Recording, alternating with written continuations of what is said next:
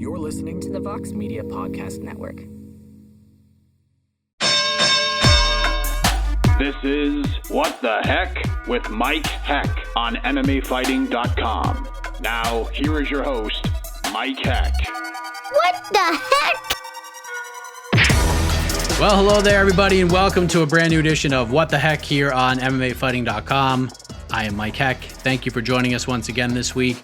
Coming off a very busy weekend in the combat sports world. We're going to discuss that. We got UFC 263 coming up this Saturday. We're going to be discussing that. That is a great event. 2 title fights. We got Israel Adesanya versus Marvin Vettori for the middleweight title, a rematch.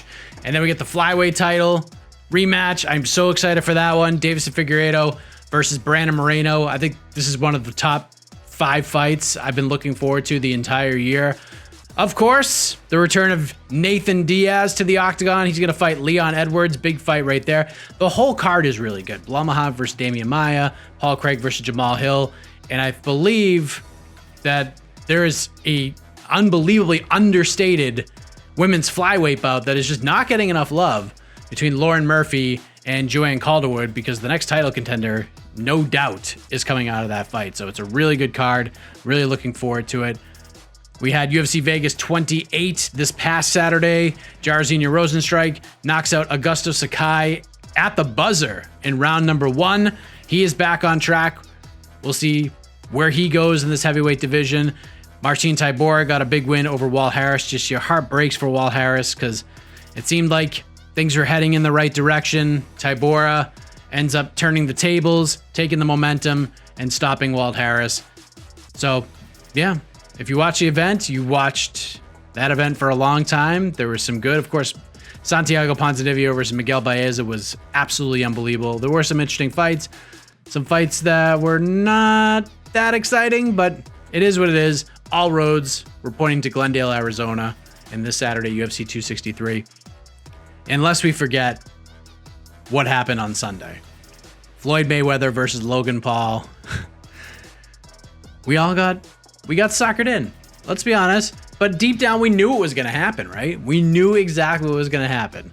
We just thought Floyd would probably put Logan away at some point. Like, it looked like he could have at any point in that fight, at least in the second half of it, from probably rounds 4 through 8. It looked like Floyd was like one flurry away from ending the fight, but doesn't matter. Floyd's the guy who made a lot of money in this fight for an exhibition, and there you go. If you bought it and you didn't like it, sorry. If you loved it, great. I mean, it was just fun. It was just a fun thing. It was an exhibition fight. For those who are looking for Hagler Hearns, it just wasn't going to happen. It just wasn't. But whatever. Hopefully we don't have to talk about that anymore. I mean, I'm happy. I mean, it's just been a traffic juggernaut. Like, the amount of tension that fight received is unbelievable, and I'm kind of surprised. I really am. I'm really surprised by how much attention that fight got, but we'll see what happens. Happened on Showtime. Chad Johnson, former NFL wide receiver, made his boxing debut. He went the distance with Brian Maxwell. It was an interesting night if he got it. And there you go. We'll move on. But there's a lot going on in the Heck household right now. We got the dog that's been here for a week. He's a little crazy. My kid's being a little loud and obnoxious right now. So we're just going to rifle through this lineup right now. At least the announcement. The interviews are not going to be rifled through, but at least we're going to announce the lineup really quick, and then we'll get to our first conversation coming up on the program. All right, so wrapping us up this week, one of the aforementioned winners from UFC Vegas 28, Sean Woodson, returned to the octagon after about a year away from it, beat Youssef Zalal, split decision win. Youssef Zalal was not happy about it. It was a close fight. I thought Sean Woodson did just enough to earn that decision, so we'll get his thoughts, what the last year of his career and his life have been like since that loss to Julian Erosa, what he took away from that fight, and so forth and so on. Chase Hooper is going to join us. Very excited to catch back up with Chase Hooper. He is fighting this Saturday at UFC 263, taking on Steven Ocho Peterson, his first fight since the win over Peter Barrett in December. And a lot has happened in his life since we last conversed. The last time we spoke was probably like 2 days after the win over Peter Barrett, but a lot has changed. He's acquired some new fun hobbies. He's engaged, and he spent some time training with some killers. We'll get more information on that ahead of his fight this Saturday coming up on the show. Ray Flores will join us. He's back. If he's back, you know that something crazy happened in the boxing world. He was part of the broadcast team for the international audience for Mayweather versus Paul. He was in the building in Miami. We will get his thoughts on how that fight all played out, the reactions to it all, and his busy schedule. The man's got a lot going on. But first, let us kick things off with a man who will be headlining next Saturday's UFC event, UFC Vegas 29, taking on Dan Ige. That is a fantastic fight at 145 pounds, looking to get back on track, and joining us for the first time here on What the Heck, alongside his longtime coach, Eddie Cha. Let us welcome in the Korean Zombie. All right, we are less than 2 weeks away from UFC Vegas 29 at the Apex, which will feature a very intriguing main event at 145 pounds between Dan Ige and my guest of this time, the Korean Zombie, Sung Jung. And he's also being joined by his coach, Eddie Cha, who will join us and translate, which I greatly appreciate. Gentlemen, thank you for doing this. How are you? We're good. How are you? I'm doing great, and I appreciate the time very much. We're a week and a half or so away from this fight as we record. First fight since the matchup with Brian Ortega. So, Sung, how excited are you to get back on the horse against a really tough opponent in Dan Ige? 아직 타이틀에 도전할 수 있는 기회가 남아 있는 것 같고, 그 실력을 그렇게 할 수 있다는 실력을 보여줘야 되는 시합인 것 같아요.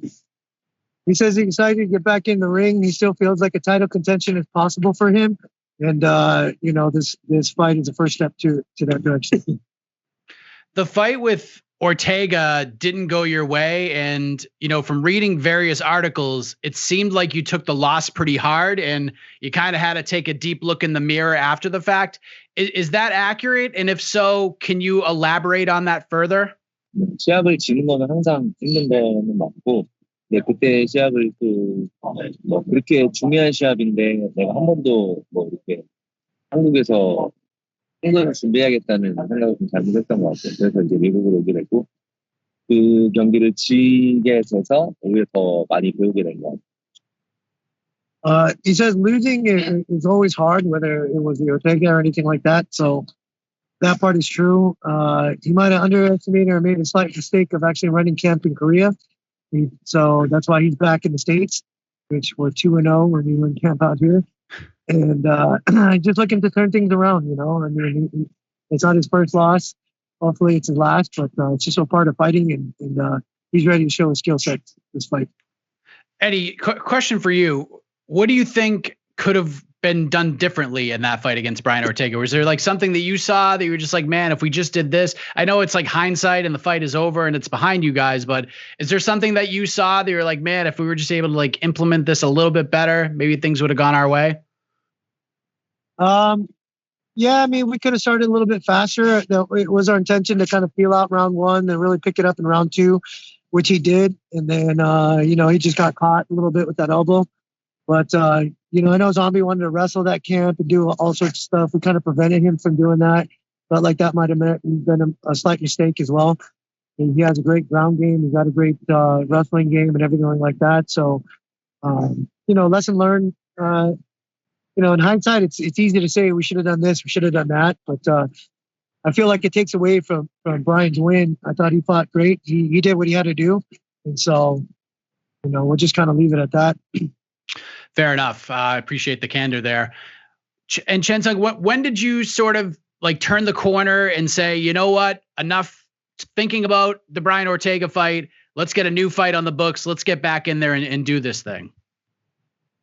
바로 그런 생각을 했지만, 은퇴해야겠다는 생각도 조금 하긴 했지만, 은퇴를 하지 않는다면 내가 빨리 돌아와서 그때 실력이 내가 아니었다는 걸 증명하고 싶었어요.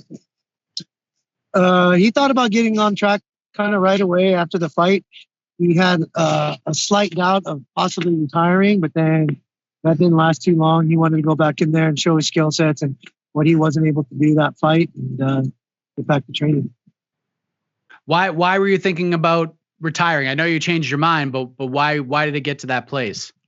네, 제 생각으로는요. 아마 모든 선수들이 시합을 지게 되면 잠깐은 할 거라고 아마 모든 선수들이 아마 잠깐은 할 거라고.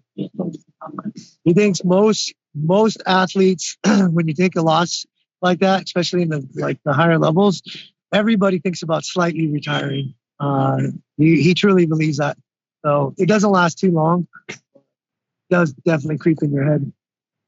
Yeah, especially in this crazy sport of ours. And now you're going to fight Dan Ige, who had the loss to Calvin Kattar last year, but then he bounced back with a 22-second knockout win over Gavin Tucker. And then after that performance, he called you out, Chan Sung. It didn't take long for the fight to get put on the books. How did you react to Dan's performance and then him calling you out after the fact?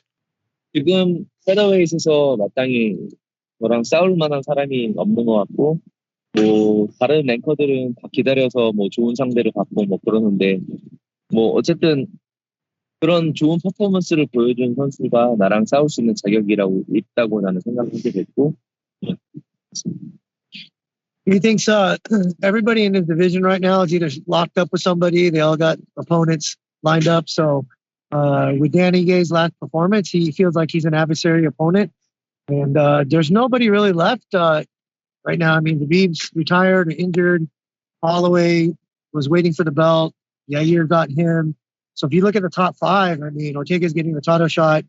And so all that was literally left. Kattar wasn't ready to perform. He's still concussion protocol. There was nobody really left but Ige. So the fight technically kind of was the only fight to make, and that made sense. Did the UFC like approach him about a different fight, maybe with Kattar or anybody, like before finding out that it was going to take a little bit of extra time for him to get his mind right after the Holloway fight? They did. I'm not exactly sure what happened, but I know it just didn't pan out. I don't think the timeline worked, but yeah, they did offer him and a couple of one other guy, but they were both weren't ready. And for Zombie, do you feel like this is the right fight to come back to after that last fight? Like, does this one get you excited? Does it get your blood pumping? Or like Eddie just said, is it just kind of, this is the fight I have to take right now? 뭐 타이틀에 도전하려면 싸워야 되는 게 맞는 것 같고, 그냥 그런 뭐 어쩔 수 없이 싸우고 이런 건 없는 것 같아요. 저는 그냥 싸우고 싶고 데니게이라는 선수와 싸울 수 있어서 좋습니다. He thinks it's the fight he has to take in order to get a title shot. Like we talked about, there's not really anybody left, and he's excited to fight Dan. He thinks he's an adversary opponent. He thinks it's going to be a good fight, and you know, every fight you got to be focused and kind of looking forward to it. Otherwise, you're going to go in underestimating a guy. We're not underestimating Dan by any means. I think he's a really, really good fighter. He was on a 6-fight win streak. The kid is really good. I mean, the guys he's beat, his record speaks for itself. He's ranked number 7, and he's a dangerous kid. I know you want to get back to the belts. That's a big goal of yours. How close do you think you are? Like, if you beat Dan Ige, where does that put you in this division?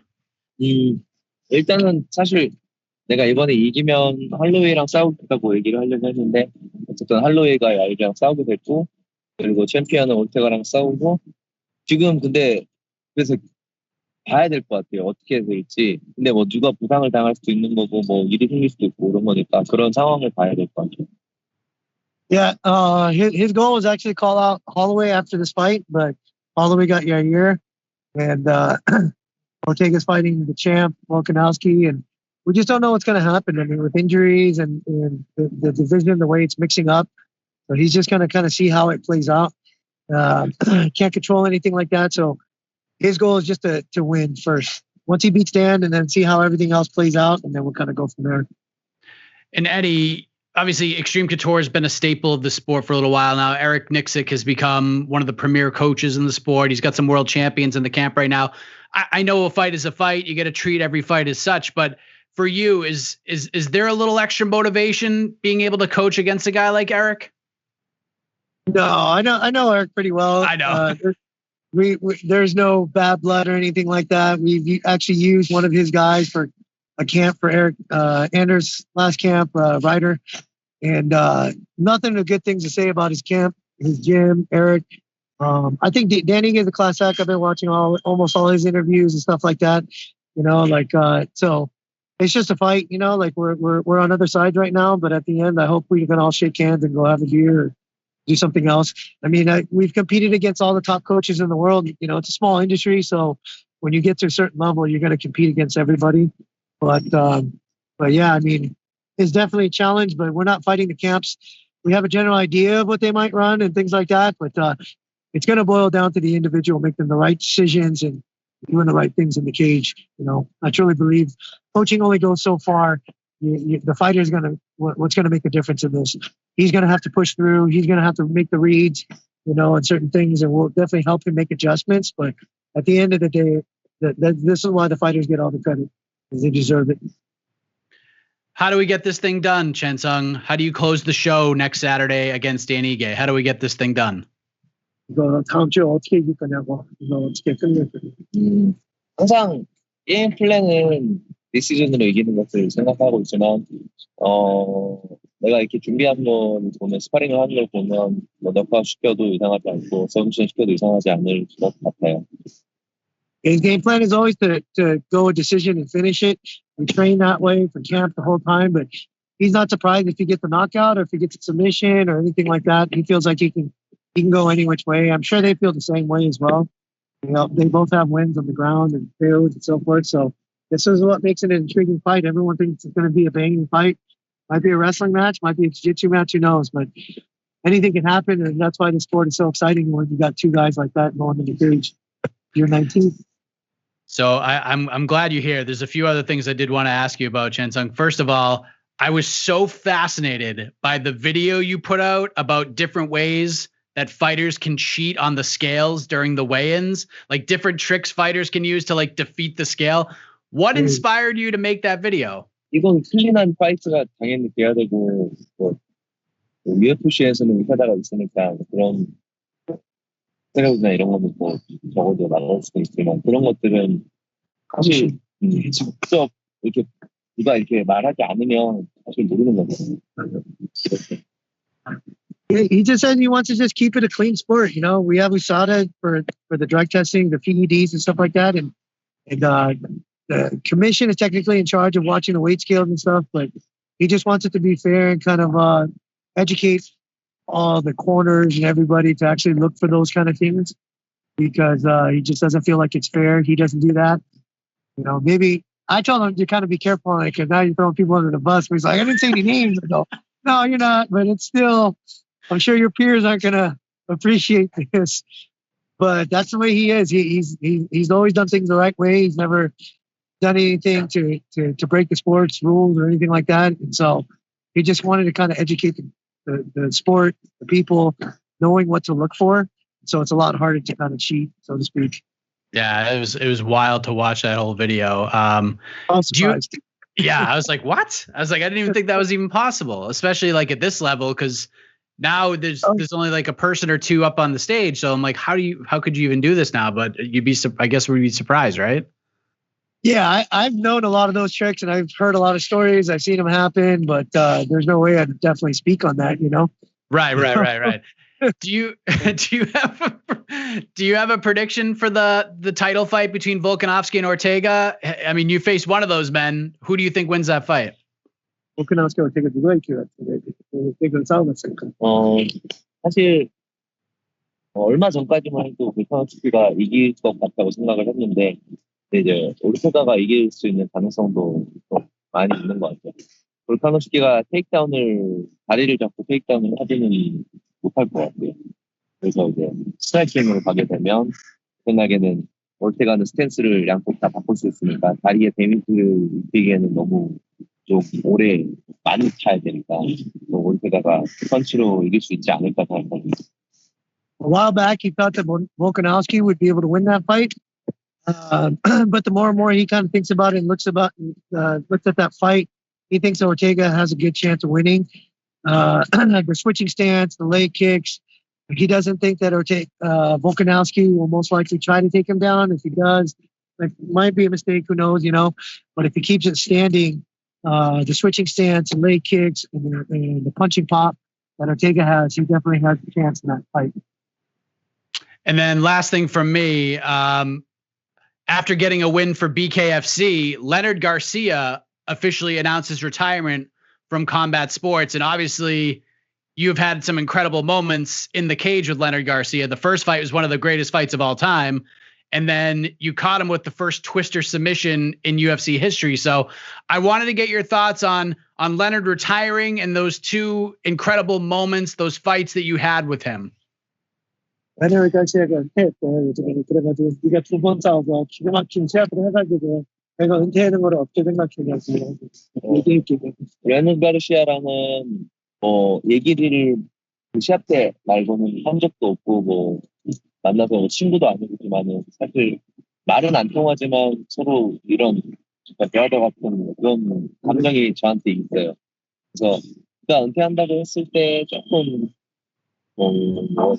슬프다고 해야 되나 그런 것도 조금 있었고 이제는 서로 같이 나이를 들어가니까 그럴 수 없는 부분인 것 같아요.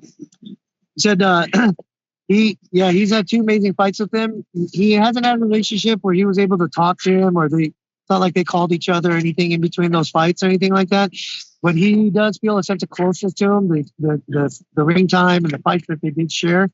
And so he was a little like maybe sad a little bit that he retired, but at the same time, it's a part of aging in the sport is that you do have to retire. So, but he does feel a sense of like a brotherhood, kind of a closeness that he has that he shared the ring with him. So he wishes him the best. And he did hear about him retiring. Great having the Korean Zombie on the show and Eddie Cha as well. Just two brilliant minds in the sport. And it's just great to have him. It's great to be able to pick Eddie Cha's brains about stuff. And Korean Zombie's just a guy that I've wanted to have on for a while, especially since if you haven't seen that video, there are English captions in it. It's on the Korean Zombie's YouTube page. It's him kind of rifling through and going through, and we wrote about it on MMAfighting.com as well, like different ways you can cheat on the scale. And it's like pretty fascinating. I'm just like, wow, people actually do that. And he actually shows you how to do it. It's pretty wild stuff. So go check that out. And I'm excited for that fight between TKZ and Dan Ige next Saturday in Las Vegas. As we move ahead to our next guest, fresh back from Miami, Florida. He was in the building for Floyd Mayweather versus Logan Paul on Sunday on Showtime. What else can we say? Let's hear from the man who was in the building, part of the broadcast team for the international audience. Let us say hello once again to Ray Flores. All right, let us welcome back Ray Flores to the program. As you know, on Sunday night, Showtime pay-per-view, Floyd Mayweather fought Logan Paul in an exhibition bout. It's been met with some mixed emotions, to say the least, but Ray was in Miami looking like $10 trillion in that suit as part of the international broadcast team. So I wanted to bring him back to describe the ambiance and talk about all things Mayweather-Paul in Miami. Ray, how are you, man? I'm great, man. I'm still buzzing after last night. I mean, it was a lot of, good energy and, a solid turnout. People seem to have fun. And, we saw Floyd Mayweather in the ring for likely the final time. So it was certainly a momentous occasion down in Miami. So you're back home. The week is over. The fight is over. What did you think of the fight week overall, especially for an exhibition bout like this? Because I know Tyson Jones was an exhibition bout, but this one seemed to be on a much different level. Well, I mean, look, you got Floyd Mayweather, and Floyd is one of those polarizing figures that has crossed over into general entertainment and pop culture. And then you had Logan Paul, who's made his name on social media and endeavored into the boxing world. And him and his brother Jake have been successful drawing attention and drawing money and headlining, and they've gotten a reception. I mean, people, you either love them or you hate them, but you're going to pay attention to them. So, I mean, in my estimation, kudos off to everyone involved in the promotion for when the fight was announced. People were like, really, this fight's happening? And it gained steam. And it was, trending, I think, #1 on social media last night. People were paying attention all over the world. And you know what? Hopefully people had fun and were entertained and enjoyed the exhibition. I was intrigued by a lot of different things that happened last night that I'm sure we'll dive into. Yeah. I think fun is like the right word here, because I think a lot of people were aware, but then kind of forgot that this was not a professional fight. But I mean, the curiosity, like you said, like it just continued to build throughout. Like everyone knew that Logan Paul was never, ever going to be able to get in there and outbox Floyd Mayweather. Like, that's just silly to even say out loud as a joke. But, you know, he was the much bigger fighter. So people were wondering how that would translate. I'm sure you had some of the same questions heading in, but I guess like right off the bat, like what were your biggest takeaways of the exhibition overall? I mean, Logan Paul can take a punch. I mean, some big shots from Floyd. And even though there was a 34.5-pound weight difference, look, when you get hit clean by Floyd Mayweather, even at 44 years of age, you're still getting hit by one of the best fighters to ever step inside the ring. And I mean, it was still, you know, he ate some big shots and, you know, he held on. He lasted, 24 minutes and didn't get knocked out by Floyd Mayweather. I mean, that's, I think, a win all to itself for Logan Paul. And for Floyd, I mean, the guy has been there, done that. I mean, there's certain guys that were born to be prize fighters. And Floyd Mayweather is one of those guys. I mean, 25 years in the sport. He turned pro in, 1996. And even now still drawing fans and drawing attention, into his mid 40s. I mean, that's ridiculous what he was able to do, even with an exhibition that he did. He was on the couch for 2 years, didn't even train every day. He goes, I trained a couple days a week for this thing. You know what I mean? Goes out there, has no issue whatsoever with Logan Paul. And, I know he didn't finish him, whatever, but still, I mean, they put on, an entertaining, event and people had fun. And again, as you pointed out, Mike, it was an exhibition. This wasn't counting. I think we would have seen Floyd step on the gas a little bit more if this was a pro fight. But Floyd's like, it's an exhibition. It doesn't count. Let me go out and have some fun. And, I don't think he let up per se, but he didn't press the issue the way that he would have had it gone to his professional record. Yeah, because I mean, it looked like he could have put Logan away from like rounds 4 and on, and just didn't do that. And I understand the entertainment aspect of it. It got people talking. It probably created a lot more interest and buzz and reaction had he knocked him out in the 5th round. You know what I mean? Like if he had just gone out and finished him in the 5th round, we're like, yep, this is what we expected. But now that it went the distance, there's much more of a reaction now, is there not?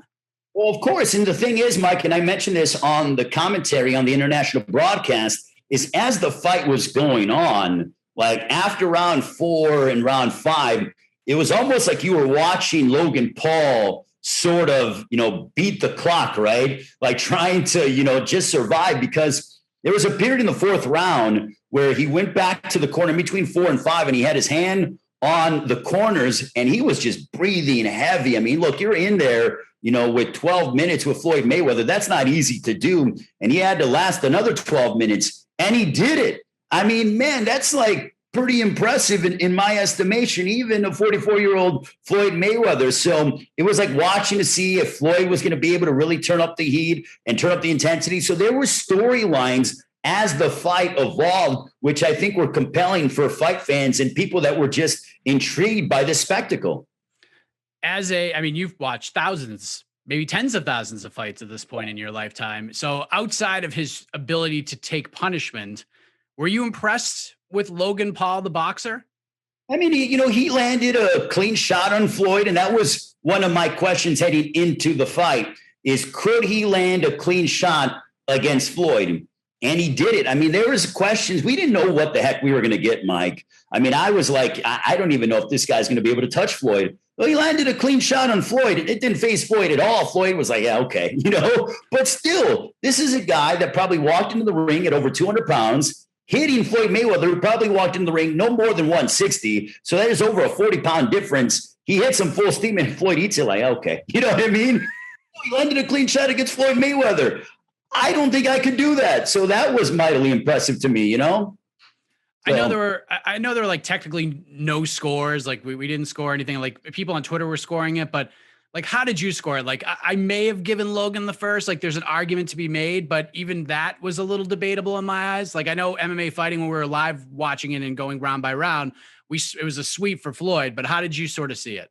I thought Floyd won every single round. I didn't give Logan one round. I mean, maybe one round, but Floyd went out there and he dominated. He looked mightily impressive. He went out and handled his business. He's a master inside that ring. The thing about Floyd is that he's a student of the game. he's brilliant. I mean, when it comes to education in boxing, Floyd Mayweather has like 17 doctorates. You know what I mean? That's how brilliant and how smart he is with the kind of knowledge that that man possesses. And still to be able to have most of his reflexes into his mid-40s, I mean, my goodness. So the stock of Logan Paul in your eyes has risen regardless of result. I mean, he went the distance. That's all you need to know. You look at the headline, he went the distance to Floyd Mayweather. Exactly. I mean, the guy lasted 8 rounds with Floyd Mayweather, and that makes him more marketable moving forward. But again, the thing is, when it comes to this, and Logan impressed me with his physicality. And I know people are like, oh, holding, and Sam Burgos, the referee, said if we had judges, I would have deducted a point. That's the problem that you have when you go ahead and you don't have judges. But the physicality of Logan Paul with the ability to tie up Floyd Mayweather and sort of kill the clock a little bit, that was impressive. I mean, he's got a strong grip, that's for sure. You could tell that he comes from a wrestling background. And for Floyd, like at the end of the day, he made a lot of money and he didn't lose. So no skin off his hide. He got to show his stuff. He did his thing and he looked like Floyd for a lot of that fight. Like maybe Father Time beats us all, even Floyd Mayweather, but still he made a lot of money and it was a very successful night. You mentioned at the beginning of this that we may have seen Floyd Mayweather for the final time. So in your heart of hearts, do you think that was the last time we see Floyd in a boxing ring, like competing, whether exhibition or not? I think so, because I don't recollect even, when he had that exhibition in Japan with, who was it? Tinshin was his name. And a couple of years ago, Floyd, sort of left it out there. Yeah, we'll see if, another one and everything else. And he came back, but definitively last night after the fight, I mean, not after the fight in the ring, but in the post-fight press conference, he goes, look, I've been at this for 25 years. Do I want to do this anymore? Absolutely not. Am I going to do another exhibition? No. I've never heard Floyd say that even about exhibitions. So when he says that, I take Floyd being a man of his word, and I do believe that that will be the case. And now Floyd is really going to go into full promoter mode and sort of teaching his pupils. And if you're a fighter like a Gervonta Davis, who is going to be headlining in a couple of weeks against Mario Barrios, and you have the highest grossing prize fighter of all time giving you tips and telling you how to deal with certain tactics and how to deal with the medium and the pressure as he moves up the ladder as a pay-per-view star. I mean, my goodness. I mean, talk about being advantageous to you. I know you were working and calling the fights for the international audience, but were you aware that a lot of people were having issues with the stream on Showtime? Were you seeing that on social media? No, I saw it on social media, and that was unfortunate because I remember when Mayweather McGregor happened and the pay-per-view systems got overloaded because so many people were going ahead and trying to buy the fight and everything else. And I think that digitally, that's what happened with this one. I mean, there was, curiosity, very interested to see the numbers, but with as many people saying, I'm having issues. I saw a lot of different people saying, I'm having issues, or, I bought the fight, now I got it a little bit late, everything else. That means that the interest really peaked at the very last moment. So, I mean, the ability to be able to promote this thing and get the hype at a fever pitch, I think is a good thing and advantageous, but it's also can be a detriment because you got to be able to have the capability to handle all that. And sometimes, as we know, systems get overloaded, especially in this digital world that we're now involved in. The reaction to the fight, yeah, it was what it was. And like you just said, like you make a great point. It just goes to show you that because of the reaction to the fight, it just shows you that Mayweather and Paul did such a good job selling it. Like it got people intrigued. The amount of attention it generated and the build was incredible. Do you consider Sunday night a win for boxing? Like, do you think this is something that we're going to continue to see more of in the future? Like former Hall of Fame level world champions just getting in there and moving around with celebrities, kind of polarizing people like that? I think it has to be a case by case basis, Mike, because bottom line is that when you get in that ring, you can get seriously hurt. And you had Floyd Mayweather, who's so brilliant. I mean, this guy he knows every centimeter, not inch, Mike, every centimeter of that ring. And he's so, his ability to move and understand angles and everything else, he knows how to keep himself out of danger. And he knows how to not inflict as much damage as possible. My whole thing coming into the fight, Mike, was, especially with Jake Paul taking the hand of Floyd Mayweather, I'm like, if Floyd's really mad and comes out there and barrels right into Logan Paul, like, he could break his eye socket, he could break his jaw, he could break a cheekbone, massive lacerations, broken ribs, things like that can happen. And I don't think Floyd really had that violent attitude heading into the fight. It was more so being a sportsman. When you get guys in there on a case-by-case basis, what if one of them goes in there with a violent mentality and then something dangerous happens or a serious injury happens? I don't want to see that. So I think it has to be a case-by-case basis. And was it a win for boxing? Was it a loss for boxing? No, I don't think it was. It was a slight win because it drew eyeballs more to the sport. Was it a loss? No, I don't think so. I think it sort of evened out. And now, we have a very busy summer in the sport of boxing and in combat sports. Some really good fights coming up. And I'm pumped for all of them. And this happened to kick off the summer. And I think it gets people excited for what's to come in this summer of 2021 with fans being back in the house for combat sports. It's lively, it's energetic, and we're going to get some damn good fights across the board with every different entity. Do you think we'll ever see anything like this in MMA? Well, MMA is a different beast. Maybe, but man, it's going to take a special kind of celebrity or YouTuber to get in there, because MMA is wrestling, it's jiu-jitsu. You could snap your arm like that. You know what I mean? You can get knocked out like that in boxing, but you only have to really worry about, keeping your hands up and not getting knocked out. Whereas MMA, you can get taken down. You could break your arm. If you get taken down the wrong way, you could break your arm. There are a lot of different ways that you could get injured. I think you could get injured more in MMA than what you can in boxing because of, your limbs and your legs and everything else. What happened to Chris Weidman? Can you imagine? Oh my God. Just a horrendous injury. And I'm glad that he's walking and he looks to be, getting better. My thoughts and prayers go out to Weidman on a speedy recovery, but you don't play fighting. You just don't do that. And I just hope guys, if they want to do it, and the thing is about last night with Chad Johnson also, Mike, guys took it seriously. Everybody on that card took it seriously, trained hard, looked in great shape, made weight. So if celebrities are going to do it, you better take it seriously, because this is nothing to mess around with. The attention, the media is one thing, but once that bell rings, you better bring your best, because it is life or death inside that ring. I hate to say it that way, Mike, but that's the way it is.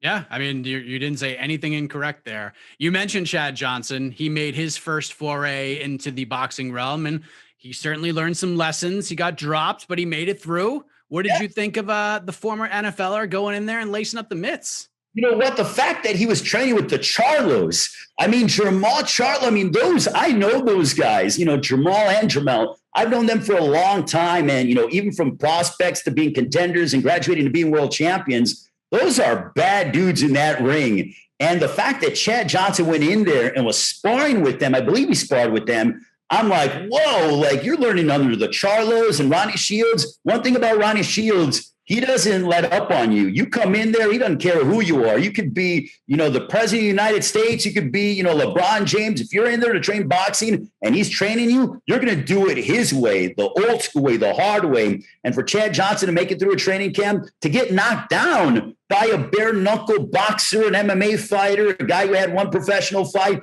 to get up and beat the count, and my hat's off to him at 43 years of age. That takes some guts and some tenacity. So I was impressed by Chad Johnson. He had some things to work on, but you know what? He looked the part. And like you said, he took it seriously. And that's the most important thing. Like Nate Robinson, God bless him. He got in there and fought Jake Paul, and he was throwing bombs and trying to end it early, but you could tell I don't think he took it as seriously as Chad Johnson did. Is that fair? I would say that, because the thing is that you really have to dedicate 8 to 10 weeks, even before that, before you even get into a hardcore training camp. You got to be in shape going into camp, because you don't go into camp trying to get into shape. You need to go into camp already in shape. And Chad Johnson did it. And I heard nothing but positive reviews from the Charlos. And listen, the Charlos are guys that are not going to just throw out compliments just to do that. That's not their personality. That's not their DNA. Same thing with Ronnie Shields. So for them to say, and for Errol Spence to say, hey, Chad Johnson went out there and, he fought hard. I mean, he gained the respect of world champion fighters, and that's not easy to do in this sport. There was one person who thought Logan Paul won last night, and that was Jake Paul. Jake Paul, 50-1, all that stuff. Jake Paul is a character, and he has a fight booked. He's going to fight Tyron Woodley on August 28th, and this, my man, has me very, very intrigued. This seems like the right piece of business. Seems like the appropriate step up for Jake. Yeah. I like it. I like a lot about this. How did you react to this booking becoming official? Well, I was in Atlanta when Jake Paul knocked out Ben Askren, and Tyron Woodley was watching, and he was very militant-like, supporting Ben and being around that atmosphere, watching what was going on with Jake. And these two guys don't like each other. Jake is very brash and boisterous, and he's a polarizing figure, much like his brother. I would even say that Jake is more of a lightning rod than that of Logan, because with Jake Paul, I mean, he just has this, he comes off very brash and cocky, but he's been able to back it up in his professional fight. So I understand why. But Tyron Woodley doesn't like him, and I think it's going to be very interesting. I mean, but there is a big size disparity, as you can tell. I mean, Jake Paul is a lot bigger, thicker than that of Tyron Woodley, and muscles don't win fights. But man, oh man, as we get closer to August 28th, that is going to be a very unique and entertaining event. And you know what? I think that, again, when it comes to that particular fight, expect the unexpected, because you never know. I mean, who knows? We talk about guys getting old in prize fighting. You never know what Jake Paul, if he has any limitations, when is he going to run into that guy who's going to make him fight and put him in precarious positions? Is Tyron Woodley that guy? I don't know, but we'll find out on August 28th. Do you feel if Jake beats him, like it's a decisive win, whether it's a dominant decision or he stops Tyron Woodley? Do you feel like the community starts to look at him a little more seriously now? I don't know. Jake is despised by so many fighters and hardcore fight fans. Even if he goes out there and knocks out Tyron Woodley, I don't know if he's going to get the respect that he's looking for, because Woodley's lost, 3 in a row in the UFC, heading this by 4 in a row. Okay, so 4 in a row. So what people might say is, he beat a guy that was on a 4-fight losing streak in the UFC.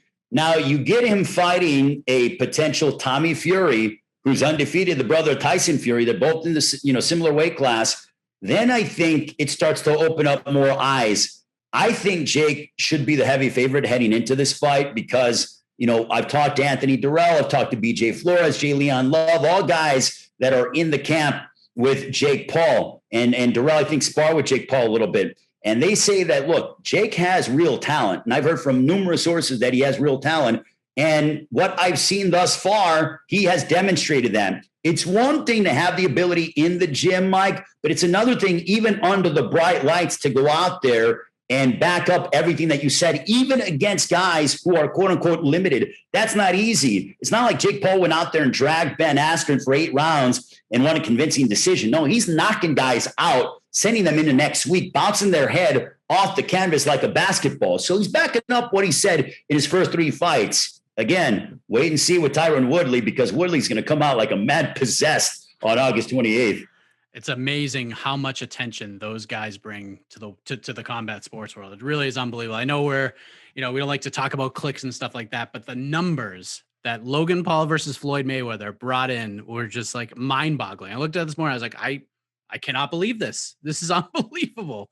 Well, I mean, let it be a lesson to younger fighters, though, Mike, to really put an emphasis on being a self-promoter. Like, it's one thing to have your promoter promote for you, but you are your best promoter and you're your best advocate to generate interest. No matter what it is that you do, you don't have to be as outlandish as the Paul brothers, but show personality. People want nowadays, Mike, authenticity in everyday life. They don't want the best version of you. They want authentic, real people that they can follow and gravitate towards and say, I can relate to that person. And I think younger fighters need to understand that. And I think that it's just going to be better for the sport to have more personality being shown, not striving away from what you're doing as a person, but just be out there more, make yourself a little more accessible on social media so people can get to know you more.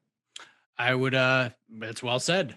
So what is next for one of the busiest people in combat sports? That would be you, Ray. What, I mean, your next few weeks must be out of control right now. What's your date book looking like these days?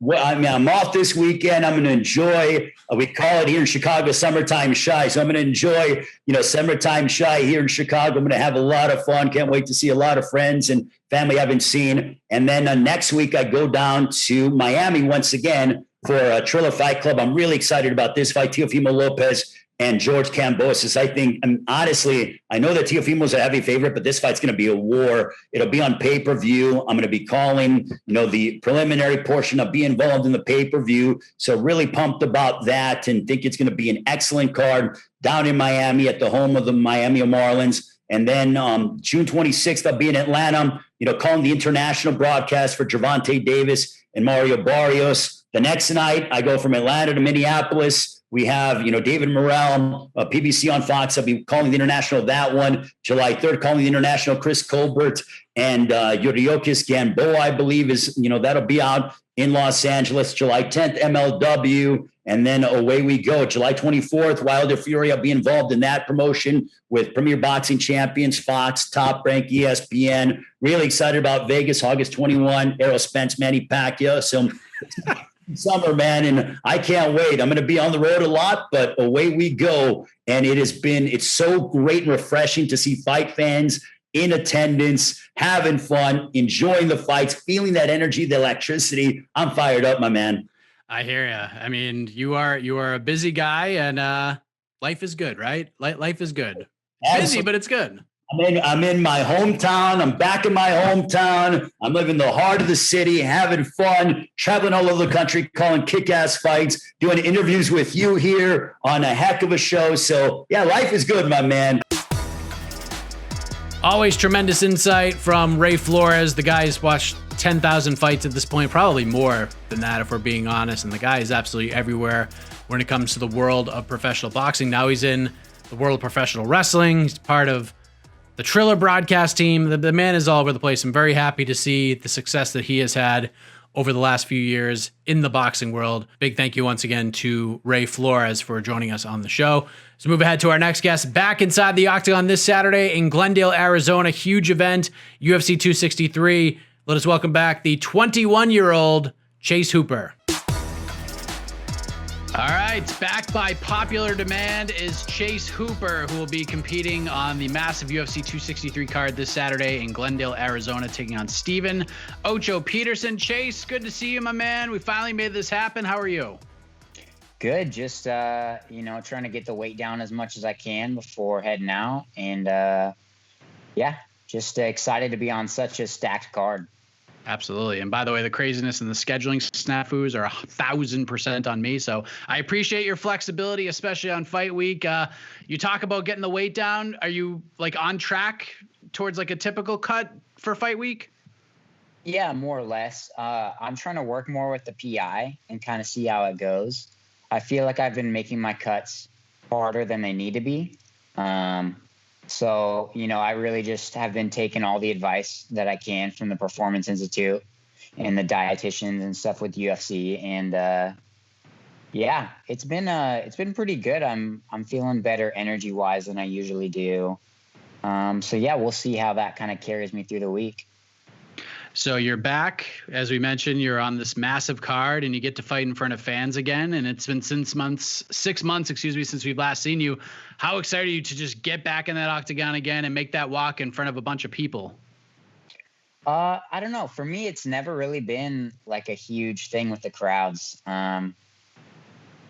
Regardless of if there are people there or there aren't, when you're you're in the mix, when you're fighting, it's just so intimate that it's just you and the other guy, and you can kind of hear a little bit on the outside, but it's not I don't know. The crowd energy for me hasn't been too much of an issue. Some people are a little like, I don't know, like a little shocked or like a little scared with the crowd. But I don't know.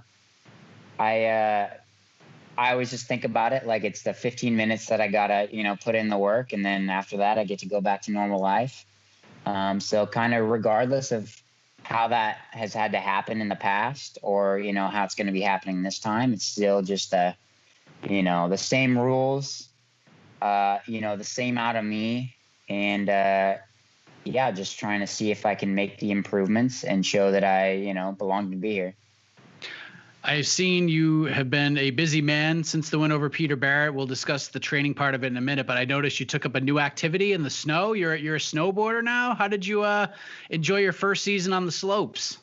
It was a good time. I honestly really have never had any activities besides like playing video games and stuff outside of training.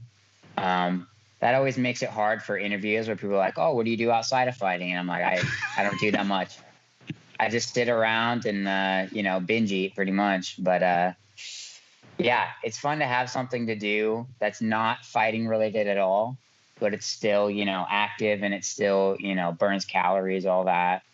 And it's, it's a completely different type of, I'm not very well coordinated. So it's kind of a different, it's just a different sport altogether. And I'm having a good time with it. So is it like this year, this past season, was that your first time ever snowboarding? Yeah, I've been probably less than 10 times in the time that I've done it. But I always make sure to not post too much about it before I come home. In case I do get hurt, I'll be like, "Oh, I got hurt training, guys. I wasn't, trying to do some sick jumps or anything." Do you do any sick jumps? I've attempted a couple, some of the like little baby jumps, but sometimes you just like scorpion yourself. But yeah, it's a good time. So why snowboarding over skiing? Just the cooler thing? Yeah, I always thought it'd be cooler to tell people I got hurt snowboarding than skiing. But it's also I've heard it's easier to pick up, and then also the knee injuries are not as severe. I've had multiple training partners have, huge knee injuries from skiing, but not from snowboarding. So smart man. I also saw that you took another big step in your life. You're getting married. How about that? Congratulations on the engagement. How does it feel getting ready to be Mr. Chase Hooper? I don't know. It's she's been living with me for a while. She's actually been with me since my first pro fight. So, she's been with me since I was making, I think I made $500 and $500 for my first fight. She's been living with me for 2.5 years out of the 3.5 we've been together. So, we're kind of already in that type of life, but now we get the tax breaks associated with that. I get more of a benefit from that than she does. But it's going to be a good time. I feel like I'm usually pretty good about not making too poor of decisions. So, this felt like a good decision to make, and going through with it. Was the proposal like a simple one? Was it extravagant? Was there like a 20-piece ensemble playing in, or was it just the old school down on a knee, let's lock it up kind of thing? Yeah, no, it was pretty basic, a little awkward. That's just kind of how I do everything though. But it worked out. She didn't really care too much about that part, more than the overall kind of moving on to that next step. But, it's going to be a fun little thing to look forward to, once I get this week over with, but still got to focus on the business side of things. Did you set a date yet? Yeah, it's sometime in August, the 21st, I think. This year? Yeah. Get it done. I was the same way. I got engaged 5 months later, it was done. Yeah, I figure I'll spend the money while I have it, that type of thing. There you go. In preparation for this fight, I saw that you took a a trip to Simpsonville, South Carolina, to Upstate Karate, and you worked with Wonder Boy and Ray Thompson. How did this all come together? Yeah, so it kind of all came together from training with Ryan Hall initially. So Ryan Hall hit me up. I went out there and, trained with him for a week after my Caceres fight in I want to say July or August. But, he mentioned training with either Raymond Daniels or Wonder Boy. He said they were both great to work with.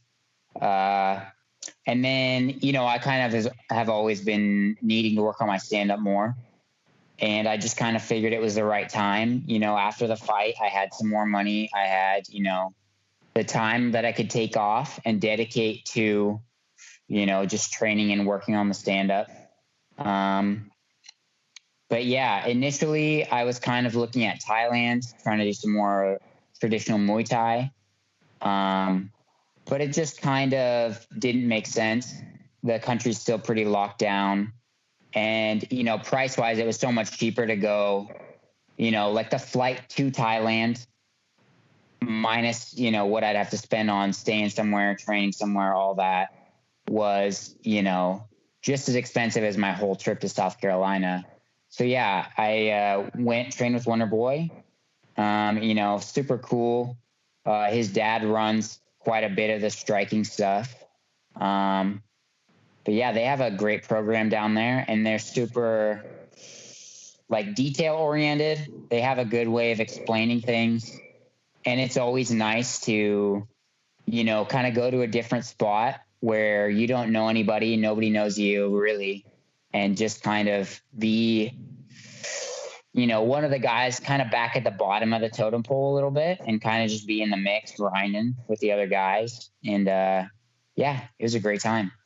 So Ryan Hall and Steven Thompson, it's a pretty lethal combination right there.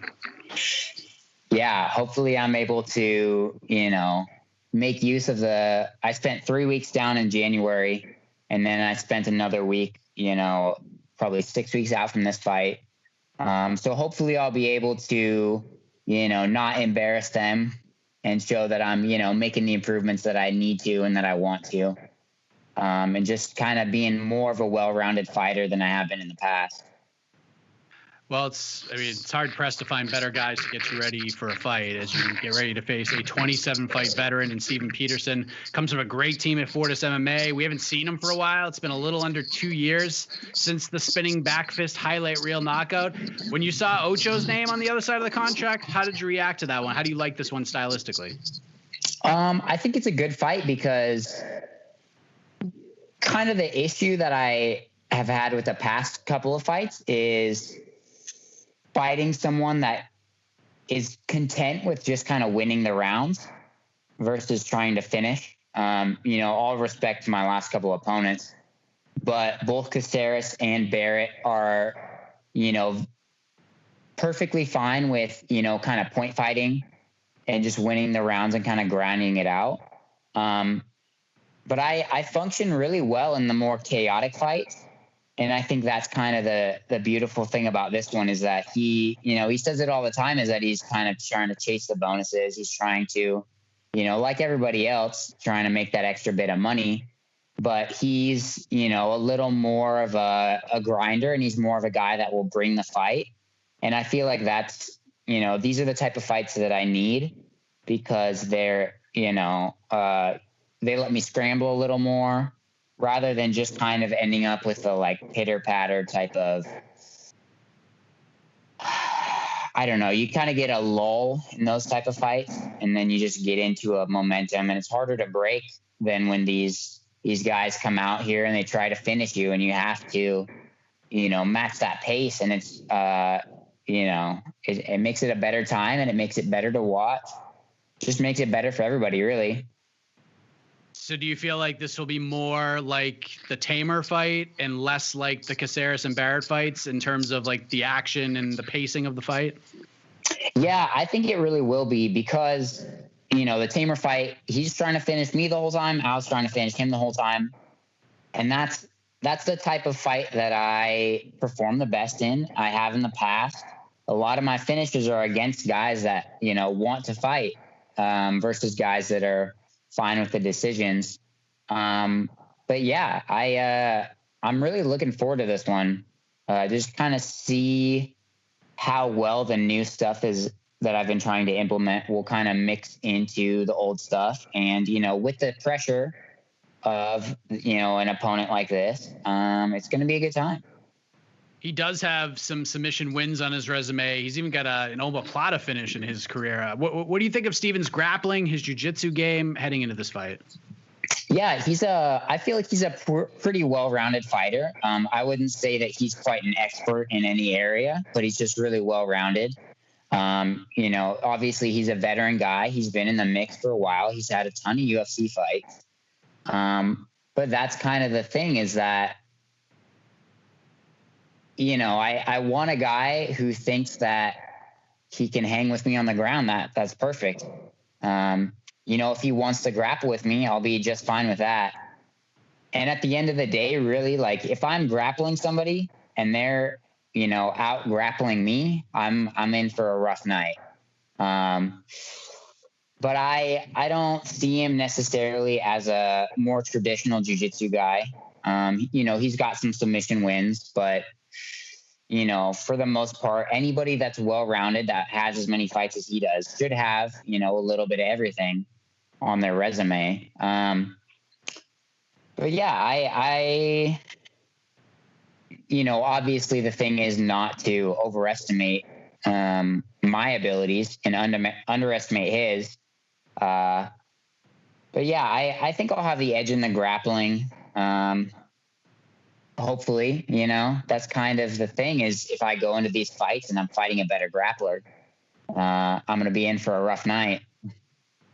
You're young, you're evolving, long way away from your physical prime, and you can certainly make some leaps in 6 months' time, but you're going to implement a whole bunch of different things. You've gotten some different looks from different styles of fighters, some really good ones, Ryan Hall and Wonderboy Thompson, like you mentioned. How much better do you feel like your striking has gotten since the Peter Barrett fight? I feel like the last fight, there was a lot of little fundamental things that were kind of wrong with my striking, which is what I initially went down to South Carolina, like telling them. I was like, hey, you tell me, like, throw these punches and I will do it. But I feel like there's something missing that's kind of, putting me out of position or, not letting me realize the potential of my strikes. I'm not taking the most out of it. I'm not, using my body fully. And I feel like, for the first two weeks or so, probably that I was down in South Carolina, we just worked basics and just kind of, fixed a lot of these little bad habits that I had that, made huge changes to, my ability to hit quick, defend quickly, be in position a little better. And I feel like that will hopefully help out quite a bit. But that's kind of the thing right now is I still have so much time that it's trying to make the most of the time between the fights and really just, also while I don't have like a secondary job that I have to worry about, I have a lady here, but she's just fine, taking care of the house and the animals and all that on her own. So it's okay for me to be able to kind of drop everything for a couple of weeks and go train at these places. And it's really just trying to make the most of the time between the fights to, make the improvements that I need. And just kind of keep getting a little better every fight because I still have so much time, like you were saying. And like I've kind of always said is like my prime is still, my late 20s and I'm just, I'm not even 22 yet. So it's kind of, obviously I still have to take these fights. I still got to make the money. I still got to pay my bills, all that. And, prove that I deserve the amount of attention and, respect that I have been able to get in the UFC, but it's just kind of, putting the time in and trying to see these improvements between the fights. But I feel like it's going to be a lot different. I just understand a lot of the fundamentals of striking a lot better. And I'm hoping that when I'm tired, I'll still be going back to, the stuff that I worked on in South Carolina rather than, old bad habits that, have been more detrimental than anything. So ultimately, are you happy that it was a 6-month stretch between fights?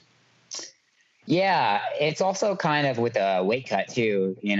I just need that amount of time for my body to get back to normal, because I'm still growing. I don't want to mess up my body too much. I think it was Paul Felder who just kind of put something out about people cutting too much weight and how it's, it's going to hurt you in the future because then you're going to have to move up to a division you don't need to. But yeah, for me, it's kind of just taking the time to really soak up all the knowledge that I can and make the improvements between the fights, and then also let my body heal, get back to normal, eating normally so that I'm not kind of in a deficit all the time, trying to make weight, every couple of months rather than, taking a little bit of time, getting back to normal and then cutting again. So yeah, it's just kind of overall, it's been a good time to kind of take that between the fights. I know all weight cuts are tough, but is yours like particularly brutal? I think it's just harder because I'm not maxed out, body wise. Like, I'm going to keep growing for a while.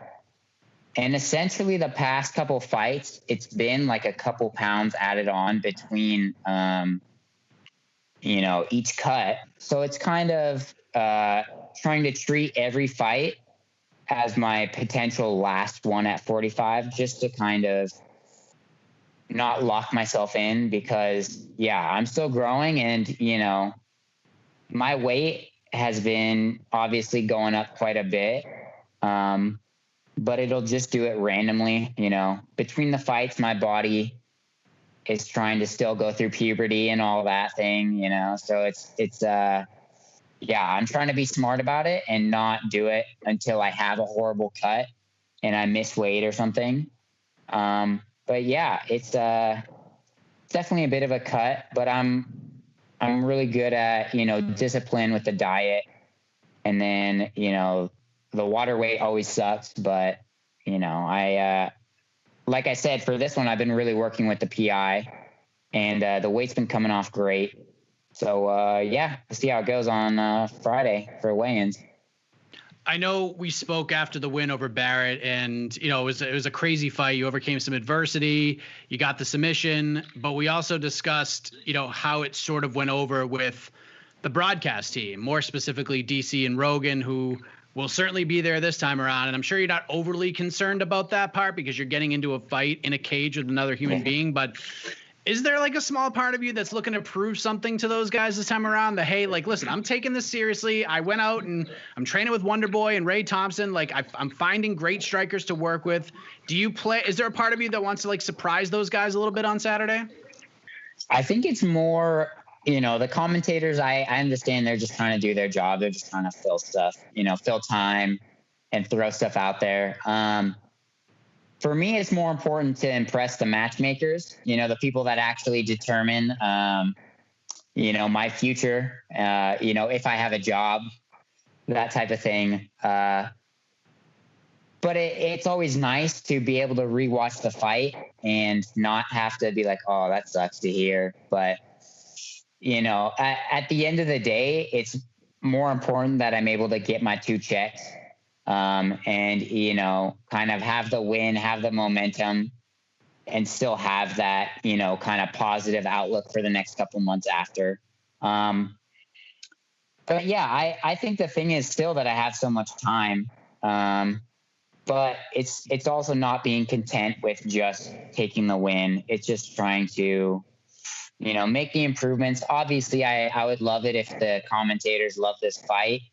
And, we're saying I was doing everything perfect, but, you can't really have too big of an ego in this sport for too long because, at the end of the day, 50% of all the people that are fighting, aside from the no contest and draws, obviously, are going to lose. 50% of the people that step in there lose. So it's kind of just trying to be humble about it and not take too much into it.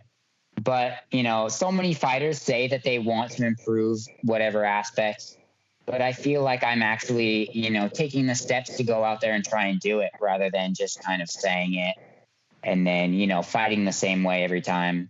I'm really, buckling down and trying to fix this stuff that I need to work on and, become a more well-rounded fighter and, have a career here and, not have to have a real job for a while and be able to, support my family and all that. So how do we impress the matchmakers, the guys they keep you employed and get you up the ranks? How does this all play out on Saturday? Do we have an official Chase Hooper prediction here? I'm predicting definitely an exciting fight. I know he's kind of a grinder. He obviously is always trying to finish, but he can, he has the cardio to still go the 15 minutes. And the thing is, I do too. I've really strapped down and done a ton of cardio stuff for this camp, more than usual, just kind of so I'm going to be able to hopefully, keep a high pace for that 15 minutes regardless. With both guys looking to finish, it's going to be really hard for it to go that full 15 minutes, I think. But yeah, I'm hoping for a finish regardless. And then, after that, I'm going to go back and have some dinner and hopefully my jaw won't be too sore. There you go. Did you watch the Mayweather Logan Paul fight last night? I did not. I don't know what I was doing last night. I think I was building some Legos. Better call. No doubt about that. I wasn't sure. I know Ben Askren, your guy, your PIC, so to speak, a couple months ago, didn't have a great night against Jake Paul. I don't think he really cares all that much because he made a lot of money and now he can build disc golf courses anywhere he wants at this point. But he took the loss extremely well, to nobody's surprise. He's very good at that. What did you think of that fight? Did you watch it? Did it surprise you at all? Yeah, I watched the Ben Askren fight. It's one of those things where it's hard to watch like a teammate or, somebody that and somebody that you like and have met. It's hard to watch that happen, but, he did get paid and he, takes it really well. That type of stuff is always worse to watch for the people on the outside, having been someone that's, been at these high levels and got beat up on TV. It's not that bad. I was fine after, just like he was, I'm sure. And the money obviously helps, but it's definitely hard to watch, somebody that you like genuinely as a person, to watch him get, dropped like that on TV. But yeah, I don't know. He never really has been a striker. So I don't think for him that he really put too much on the fight, regardless of the result. And, he made plenty of money off of it. So. Yes, he did. And that's great for him. Last thing, UFC 263, ridiculous card, a lot of interesting matchups. Two title fights are obviously very interesting. The flyweight title fight, I'm really circled in on. I'm so excited for that. Obviously, Nate Diaz coming back and fighting Leon. That's interesting. That's gotten a lot of buzz. Which fight outside of your own are you personally looking forward to the most on this card to watch afterwards? Ooh, there's a ton of fights. I want to see a great one. Obviously, the whole card's stacked, but I want to see Bilal and Damian Maia. That's going to be a crazy fight. It's going to be kind of a, changing of the guard type of fight, I think. And I want to see Bilal, get the win after, getting that horrible injury from Leon Edwards. And then I also want to see Nate Diaz get back in there, see if he still has what it takes.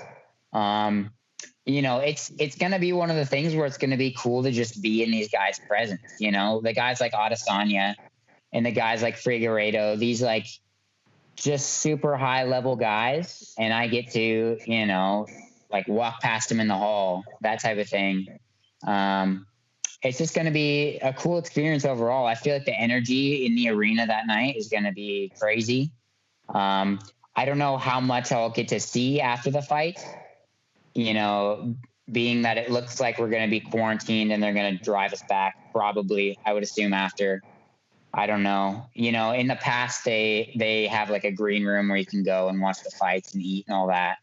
but I think they're going to bring us back. But yeah, it's going to be a great card, and I'm honestly just happy with how the card's shaped up. And, you know, the more people watching it, the more eyes on me. And, you know, that's kind of the thing, is that trying to get that out there. But it's a fantastic card, and I'm really happy with it.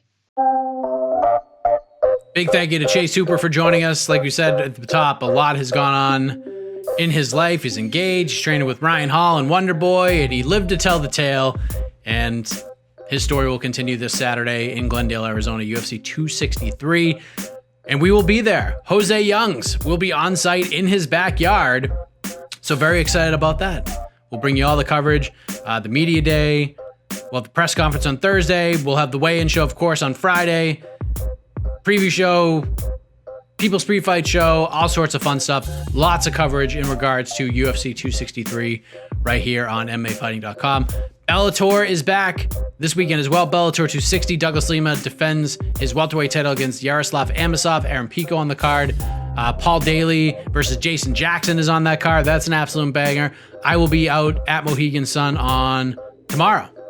We're going to do a different kind of media day, so we're not going to virtually stream the Bellator virtual media day because I'll be there. I'll be getting one-on-ones with all the fighters, and we'll just upload the individual videos, and then I'll be on site Friday for Bellator 260, so looking forward to that.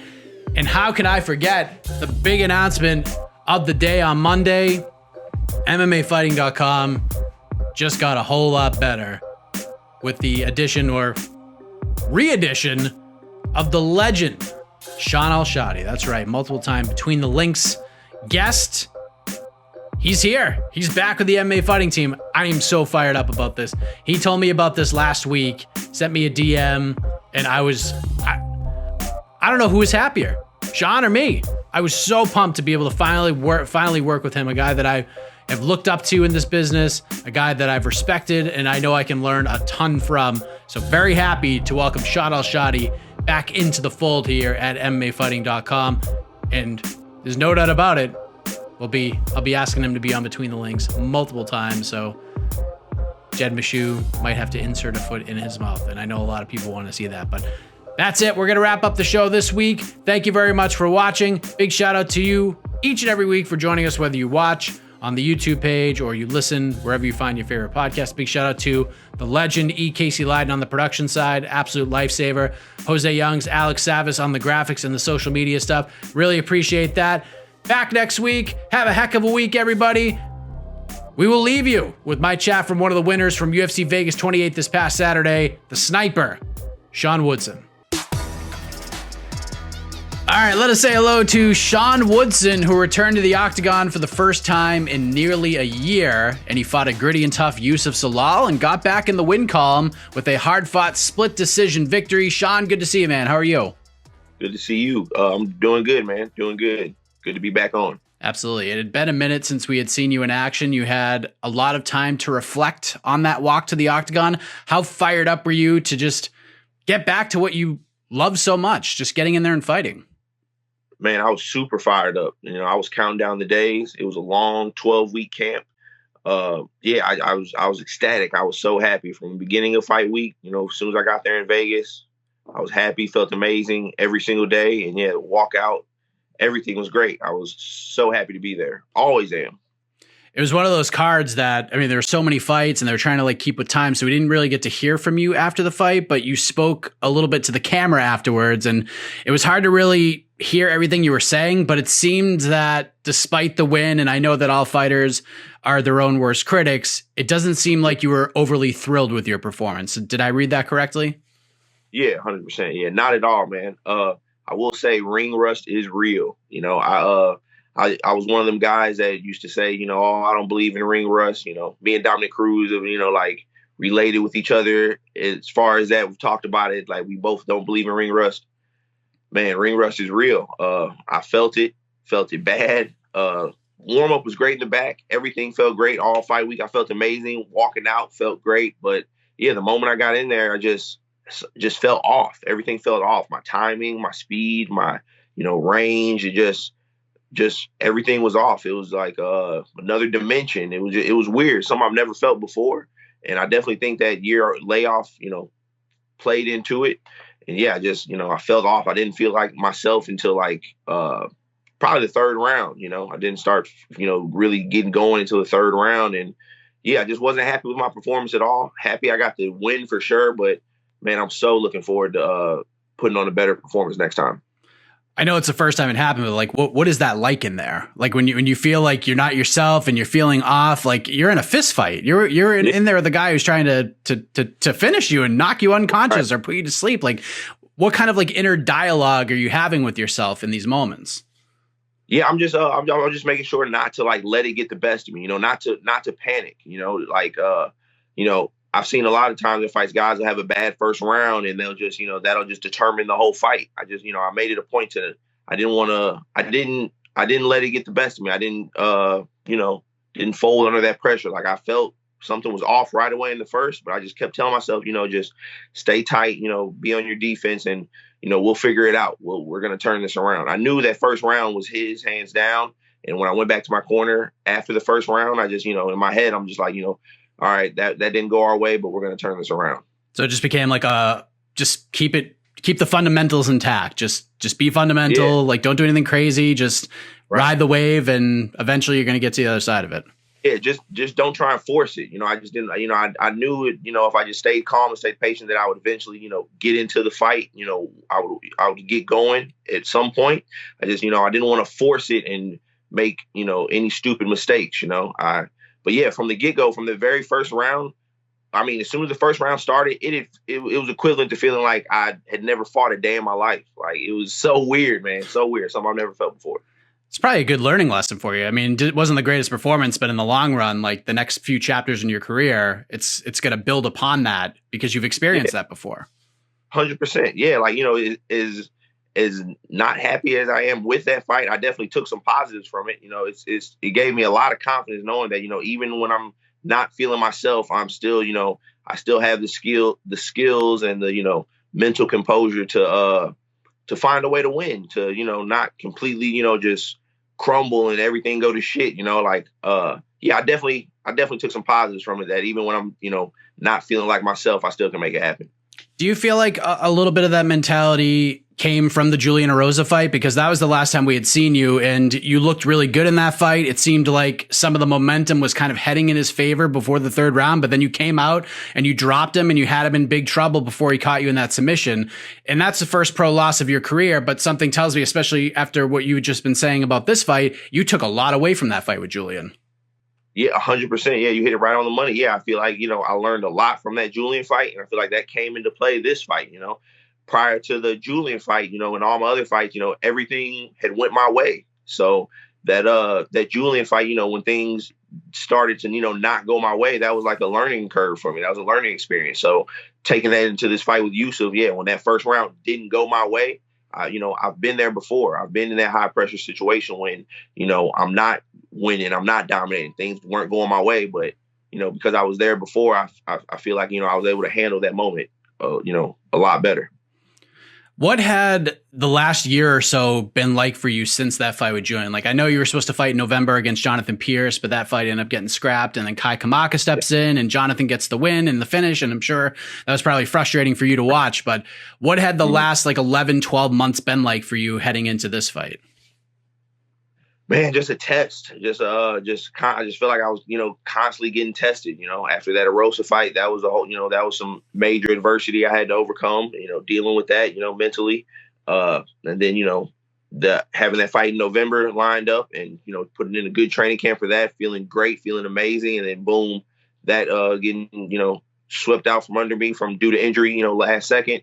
That was tough. But yeah, I think it was just this whole last year has been like just a testament to my faith and just doubling down on believing in myself and believing that I'm supposed to be here and then believing that, everything happens for a reason. And, no matter what happens to you, you can just take positives from it. You can grow from it and learn from it. And yeah, this last year has been a year full of things to help me grow. And, everything happens for a reason. And yeah, I just feel like I've grown a tremendous amount this last year.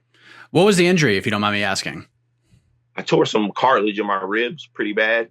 It was like the last hard session of training camp. I was going with a guy going with a guy bigger than me, had me in a body lock, and I was being real stubborn with the takedown and just twisted and kind of contorted my body in a weird way. And right away I felt it. Rib cartilage tore, and like, yeah, it was pretty bad. Did you try to like battle through it and still try to get to the fight?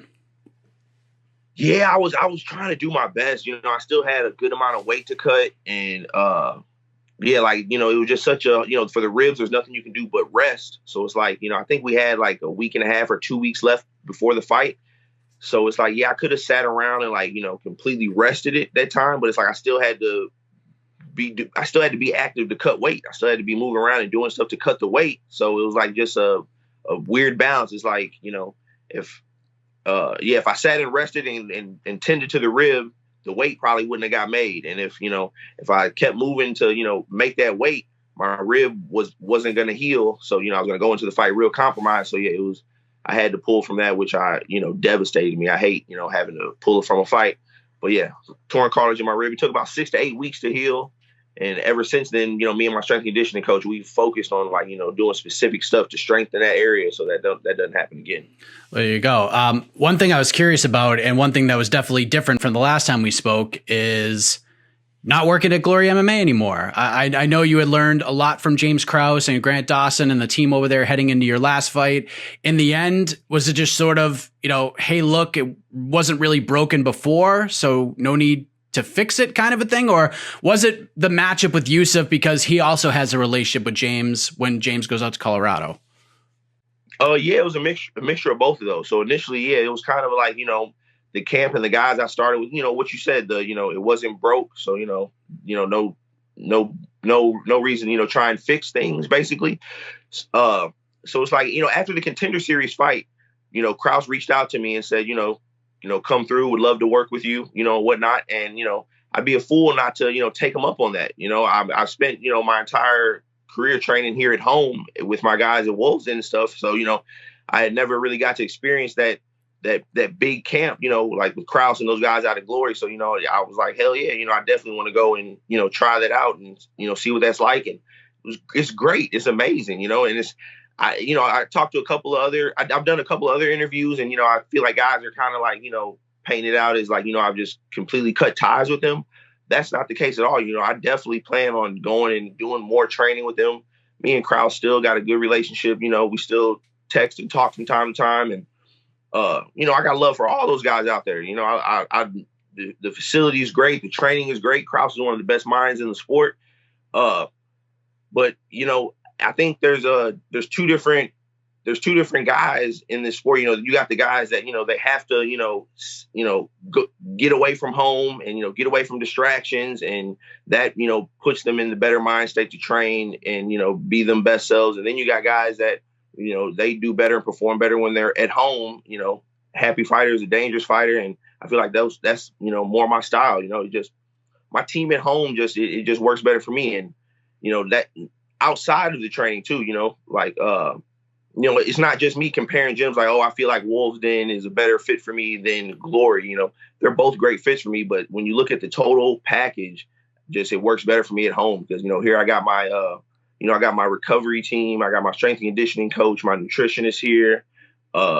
Just being around my family and my mom and my dog, it just makes training as hard as I do every day, just, you know, a lot more comfortable. And, you know, I feel like I perform better under those circumstances. Yeah. It's nice to like log miles at first. It feels like, you know, we're doing something different. It's like a new adventure. And then, you know, it's in any line, whether it's fighting or, you know, sales, anything. Like the more you travel, it's just like, oh man, like I could be at home doing this. So it's obviously, yeah. So it's not a negative situation. Obviously it's just, you know, better. And it was more geographic than anything. Yeah. And for this camp, you know, honestly, you know, I would have spent a good amount of time out there for this camp. You know, I probably would have spent a few weeks out there for this camp if it wasn't, you know, the matchup, there was a conflict in the matchup. Youssef having the same head coach as James Krause, and, you know, James Krause being really good friends with Youssef and really good friends with me. You know, I didn't even want to, you know, try and tie him into that. You know, I thought, it just worked out better for me to do my full camp back at home for this fight. But yeah, like next fight out, you know, I'm definitely going to go out there and, you know, spend some time with those guys and sharpen up. Good to hear. Good to hear. The fight itself was super competitive. Like the first round was pretty active, even though you didn't feel like yourself. You know, He obviously wanted to take the fight to the ground. You were trying to keep it up. You're even pointing to the ground to try to like lure him into your kind of a fight, but he kept his composure, a lot of clinching, a lot of wrestling defense you showed throughout the fight. Is that the kind of fight you expected from him? To a certain degree. I knew I had a really good feeling that he was going to come to wrestle and try and take, get it to the ground, especially because of how my last fight went. But I wasn't expecting him to be as wrestling heavy as he was. He has a strong kickboxing background. If you watch all his other fights, he does mix in the takedowns here and there, but he predominantly he likes to strike. So I definitely was expecting to do a lot more striking this fight. I was not expecting, him to pursue the takedown, as hard as he did nonstop like that. But I definitely see him trying to mix some takedowns in there. But yeah, it was a lot more of a wrestling based fight than I thought going into that.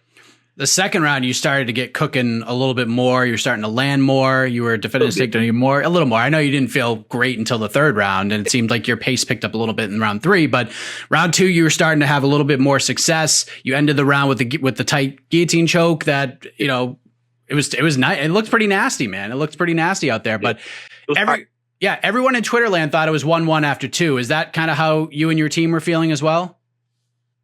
Yeah, I knew for sure that he had won that first round, and in my mind, the second round was iffy. It was a toss up, could have went either way, and I knew for sure I had won that third round. So I knew it came down probably to that second round was gonna be the deciding factor of the fight. Yeah, Youssef did not seem pleased by the judging. He felt like he got the big hose job from the big hose job from the judges out in Las Vegas. You felt pretty good about it. Like, where would you sort of gauge your confidence level when they're reading the decision? Were you like at a 10, there's no way I lose this fight? Or were you like, I don't know, the judges can be a little fickle sometimes? Yeah, the moment the fight was over, I honestly couldn't have told you. Like, if you would asked me right then and there, I just knew it was really close the moment the fight was over. But the moment they started reading the scorecards and I knew it was a split, I was confident that it was going my way. The moment I knew it was a split, I was confident it was going my way. I seen he was pretty upset about it, which I guess I kind of get it. I'm not trying to, seem like I'm talking shit. Like, I got a lot of respect for Youssef and his camp, but it's like, I don't really feel like he should have been that upset. I feel like, both of us could have done a lot more. Like, both of us could have done a lot more if the fight would have went his way. Like, I wouldn't have been like, super. I wouldn't have felt like I don't feel like either one of us put on the type of performance where we felt like we could have got robbed, where we got robbed. It was a close fight. So like for him to, be super upset, it's like, man, you could have done a lot more in that fight, for you to, be upset like that. Listen, you get the second half of your paycheck. You went through a grueling fight. I know it wasn't the performance you had hoped for. Youssef is a tough out. You got through it. Do we take at least some solace here? It was like a big sigh of relief that it's over and done with. You feel like you didn't have a great performance, but you still got the second half of your paycheck. That had to make you like, whew, all right, we got through this. This is maybe as bad as it gets here. Yeah, 100%. Yeah, I wasn't happy with my performance at all, but I was super happy I got the win. Youssef is a tough opponent. Had a lot of pressure going into this fight. Felt like my back was against the wall coming off that loss. Even though he was coming off of a 2-fight skid, I was coming off of one loss. I wasn't 100% confident I would have got the same treatment as him. And there's no telling if I would have lost 2 in a row, if I would have got a third opportunity. As far as I know, that could have been the fight. I could have been fighting for my job right then and there. As unhappy as I was, I definitely took some positives from it. I took confidence from it, that, didn't feel good, but still, made it happen. And, I'm just, man, I can't wait for the next one. Have you watched it back yet? No, I haven't. No, I'll get around to that today for sure. I've seen like little clips on Instagram here and there, but no, I haven't watched it back yet, the whole fight. So you're excited to get back in there. What's kind of next for you? Like, I'm sure you don't want to sit out another year again and kind of deal what you just did. So when do you want to get back? And does anything stick out to you in terms of matchups? Yeah, for sure. So I got a little issue going on in my hand right now. It's kind of fat. Don't know if it's broken or just some, just banged up a little bit. I'm gonna get that checked out. Hopefully that's only takes like a few weeks to heal up. But I believe I got like a 180-day suspension. So the soonest I could fight is October, I believe. But so, yeah, I want to get back in there October, September. Oh, no, October and November. October and November for sure is when I want to get back in there. 2 weeks ago, I watched that card. I saw Josh Culibao pick up a win. Listen to his post-fight interview. He said that he would like to get back in there around the same time frame, October, November. Yeah, we both fought around the same time, so turnaround time for us should be the same. He likes to strike. I love to strike. You know, same experience levels. He's 9-1. I'm 8-1. I think it would be I think that's a perfect matchup. I think it's a perfect matchup. Yeah, I think like his last fight, he fought a one-dimensional wrestler who was trying to take him down the entire time. You know, this past fight, I was defending takedowns the whole time. I think me and him, would duke it out. It'd be a striking fight, and it'd be an exciting one for the fans. I really want that fight. Damn, that's a good one, man. And I know a lot of fans agree with that because we host a matchmaking show like the day after these cards, and that was a very popular selection. Yeah, I'm definitely. I'm really gonna push for that fight. I've already hit up my manager about it. He said he's gonna try and make that happen. I hope he watches fights as hard as I do, and he saw me call him out afterwards. Hope he sees this interview. I'm probably gonna DM him on Instagram pretty soon and see what's up and see what's going. Yeah, I mean, I'm sure Josh would be more than happy to accept a fight like that and get to show more striking and not have to defend as many takedowns. But maybe this is gamesmanship on your end. Maybe you go out there and you start taking them down right away. Maybe we're planting some seeds. No, I didn't think so. Hey, right now, I'm gonna be looking to throw these hands, man. It looks like a gamer, man. I feel like that'd be a really exciting fight. Last thing, and since everybody's talking about it, did you get a chance to watch the Floyd Mayweather Logan Paul craziness, or did you do yourself a solid and stay the hell away from that thing? I didn't even think about tuning into that. And I'm the biggest fight fan there is. I watch it all, like everything I can. If there's a live fight on, I'm watching it. But yeah, that's just a joke, man. Like I knew Floyd was gonna play with him the whole time. Yeah, that's just silly. I mean, Floyd is super smart for what he's doing. Like I can't knock him. Like, dude's a hustler, he's a genius when it comes to getting his money and all that stuff. But that ain't something I was finna pay for or tune in to watch. Are you gonna watch Tyron fight Jake Paul on August 28th? Yeah. I will tune in to that because I think that's gonna be competitive. I do too. Like I know a lot of people are looking at it like, oh, Tyron is gonna smoke him. Like that's a no-brainer that Tyron's gonna win. I don't see it like that. Like I think it's gonna be competitive. I'm interested to see how that fight plays out. I was more interested in the Askren fight for like the circus of it all, but like from a fighting perspective, I'm way more interested in this one. Yeah, that Askren fight, that was, I feel like, that was too predictable. I knew how that was gonna go. I knew exactly. Like anybody I talked to, I told them Jake Paul is gonna knock him out in the first round, like quickly. They were smart with that. Like they literally picked the MMA fighter with the worst hands in MMA history. Like, they were doing, man. Wild world we are a part of, Sean. This combat sports universe that we are a part of. It's crazy. But listen, congratulations to you on the win, Sean. Good stuff. Happy to see you back. I'm glad that you got over that crazy year of yours and enjoy the victory. Heal that hand up, and we'll talk soon, man.